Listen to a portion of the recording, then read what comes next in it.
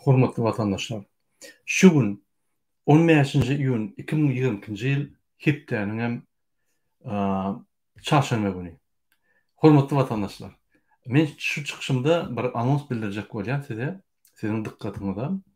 Şu gün saat 23'te men TikTok'ta çykyş ederim. Şo ýerde biz Türkmenistandan gelen habarlar boýunça görüşürüz we demokratik opozisiýa boýunça soruňyz bolsa ýa-da Türkmenistanyň geljegi boýunça soruňyz bolsa, siz berip bilersiňiz.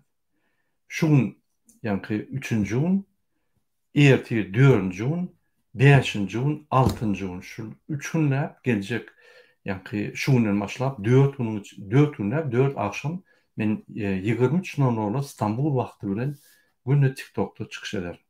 Şonuň üçin çekinmen, gelin, beriň soragyňyzy biz bilşinden jogap bereriz we sizin bilen köp zatlar maslahatlaşarys. Şonuň bilen men öz anonsumy bitirýän, inniki duşdura çendi. Sag olun.